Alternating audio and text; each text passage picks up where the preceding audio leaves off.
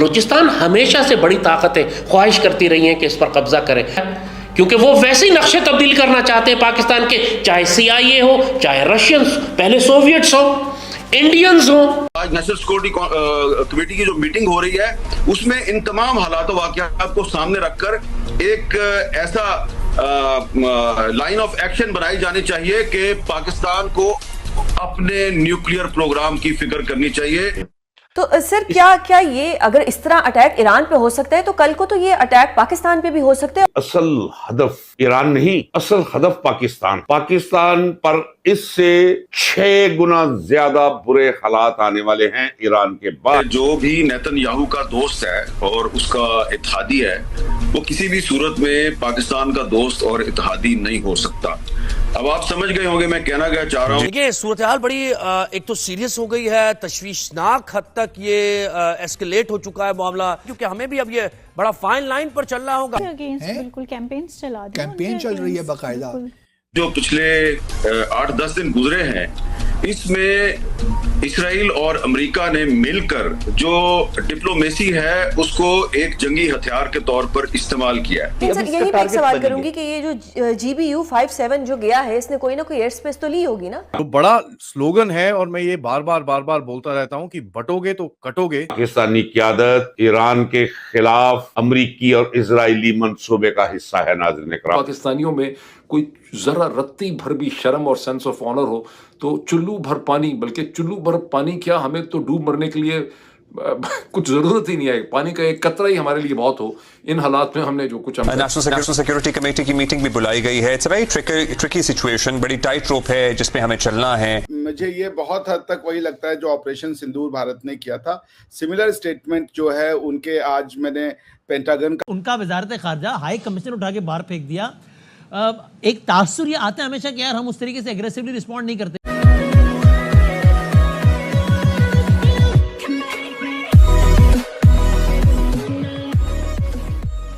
नमस्कार दोस्तों, अब यहाँ पर बात हो रही है कि भाई जिसका दोस्त इजराइल हो, जो इंडिया से प्रेरणा लेता हो, या फिर अगर दूसरा एंगल से देखें तो जिसका दोस्त इजराइल हो और जो प्रेरणा नेतन्याहू से लेता हो, वो दोनों कंट्रीज़ पाकिस्तान को कैसे अपना दोस्त मान सकते हैं। और ये बात बिल्कुल सच है, क्योंकि कोई रीज़न है ही नहीं पाकिस्तान को दोस्त मानने का। चलिए दोस्ती छोड़िए, ऐसा भी कोई रीज़न नहीं है कि यहाँ पर इकोनॉमिकल बेनिफिट हो जाएंगे तो यहाँ पर रिलेशन मेंटेन रखते हैं, ऐसा भी नहीं है। तो कहने का मतलब ये है कि ईरान तो एक बहाना है, मतलब ईरान को जिस तरीके से इजराइल और अमेरिका घेर रहे हैं ये तो सिर्फ एक बहाना है। सिचुएशन ये है कि उसके बाद पाकिस्तान को मिटाना है, ये कहना है पाकिस्तान के सबसे बड़े पत्रकार जो है हामिद मीर का।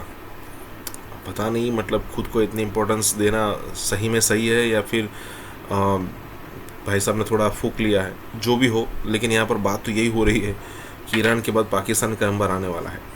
इसी के साथ ही वीडियो शुरू करते हैं। और हाँ दोस्तों, सुपर थैंक्स के जरिए हमें मदद करना ना भूलें। मैं बता चुका हूं कि अमेरिका की अहम तरीन पोस्ट जहां स्टेट को रन किया जाता है, इसे चलाया जाता है, इसकी पॉलिसीज तय की जाती हैं, वहां ज्यूस का कब्जा है। अगर सूरत हाल ऐसी है तो फिर जरा गौर फरमाइए कि पहले मैंने कहा है एक जुमला कि असल हदफ ईरान नहीं, असल हदफ पाकिस्तान पर इससे 6 गुना ज्यादा बुरे हालात आने वाले हैं ईरान के बाद, अगर पूरी सो कॉल्ड मुस्लिम उम्मा खड़ी ना होगी। हाँ, अगर सारे खड़े हो जाए तो इनके अवसान हता हो सकते हैं, लेकिन अगर इसी तरह रहा जैसे चल रहा है तो फिर तो ईरान की सूरत हाल सामने है। ईरान की हैसियत इस वक्त वही है जो मैदान करबला में काफिला आले रसूल और यजीदी लश्कर अददी लिहाज से भी, ताकत और दुनियावी ताकत और कुव्वत के लिहाज से भी, और अलाते हरबो जर्ब के हवाले से, तो नतीजा क्या निकला? हो सकता है ईरान का भी नतीजा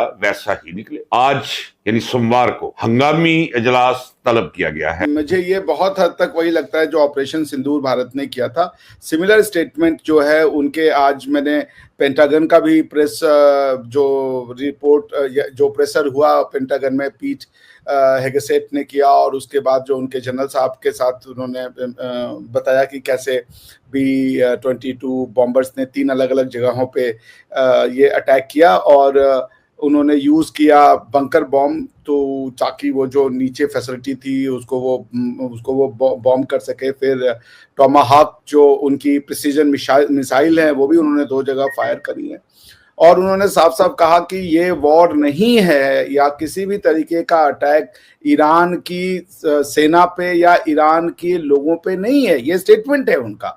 it is in verbatim what operation Sindoor के बाद भारत सरकार ने प्रेस रिलीज किया था कि हमने आतंकवादी ठिकानों पे हमले किए हैं, हमने पाकिस्तान की सेना पे या पाकिस्तान के सिविलियन जो इंस्टीट्यूशंस हैं या एस्टेब्लिशमेंट है वहां अटैक नहीं किया है। So basically India was saying that we are not at war with Pakistan, we are simply at war with the terrorist. Same thing, एकदम इन वर्बैटिम यही बात कह रहा है अमेरिकन डिस्पेंसेशन कि हम ईरान के साथ वॉर नहीं लड़ रहे हैं, हमने ईरान की सेना पे अटैक नहीं किया है, हमने ईरान के लोगों पे अटैक नहीं किया है, हम ईरान के साथ पीस करना चाहते हैं, हम पीस की बात करना चाहते हैं। ये जो अटैक हुआ है ये अटैक खाली उस पीस टॉक को रिसेट करना चाहता था, क्योंकि जो टर्म्स एंड कंडीशन थी वो ये थी कि आप न्यूक्लियर वेपन को गिव अप करोगे once and for all.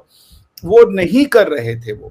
So they have said it's not a war. Although anyone would say कि भाई आपने हमारे न्यूक्लियर इंस्टॉलेशंस पे अटैक कर दिया तो ये वॉर ही है, लेकिन वो जो अमेरिकन एक्सप्लेनेशन है, जो एक ईरान की हिस्ट्री रही है नॉन स्टेट एक्टर्स को और टेररिस्ट को सपोर्ट करने के लिए, वो बार बार कासिम सुलेमानी साहब का नाम भी ले रहे हैं, जिसको उन्होंने ट्रम्प साहब के पिछले एडमिनिस्ट्रेशन में टेक आउट किया था।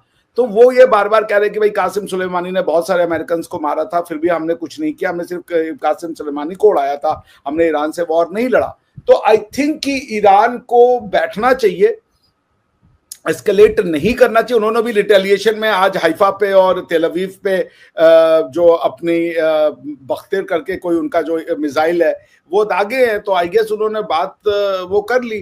देखिए इस सब को अंत में अगर आप ये सोचें, क्योंकि उन्होंने तो देखिए रिजीम चेंज की भी बात नहीं कही, तो खामनेई साहब को सोचना चाहिए कि भाई इस मौके को कैसे हम उठाएं, फायदा उठा लें उसका। अगर क्रोध में काम किया जाएगा, because America is way powerful fucker भाई, ये आपको भी पता है और हमको भी पता है। उनसे पंगे लेने का कोई मतलब नहीं है, क्योंकि आपके साथ कोई नहीं खड़ा होगा, रशिया नहीं खड़ा होगा, चाइना नहीं खड़ा होगा, अरब कंट्रीज तो भूल जाइए, वो भले स्टेटमेंट आपके अमेरिका के अगेंस्ट में देते हैं, मन में अगर 22 अरब स्टेट्स हैं तो उसमें से 19 के यहाँ तो मैं आपको बता रहा हूँ मन में लड्डू फूट रहे कि अच्छा हुआ इनसे जान छूटी। तो मैं ये ईरान की डिस्पेंसेशन से वो करूंगा। मैं अभी आपसे जब बातचीत हुई उसके पहले फकर भाई, मैं जेडी वान साहब को सुन रहा था, एनबीसी पे उनका जो इंटरव्यू था, उसमें भी वो यही कह रहे हैं कि we are not at war with Iran, जो हम पाकिस्तान को कह रहे थे। It is exactly operation Sindoor. हम बार बार कहते कि हमारी पाकिस्तान से लड़ाई नहीं हो रही, हम पाकिस्तान के आर्मी पे अटैक नहीं किए हैं, हम पाकिस्तान के सिविलियन इंस्टीट्यूशंस पे अटैक नहीं किया, हम सिर्फ टेररिस्ट को टेक आउट किए। वही बात वो भी कह रहे हैं। उसके बाद तो पाकिस्तान क्या बैठ गया था उसके बाद? उसके बाद जो पाकिस्तान का रिस्पांस हुआ वो इंडिया के अगेंस्ट में था ना।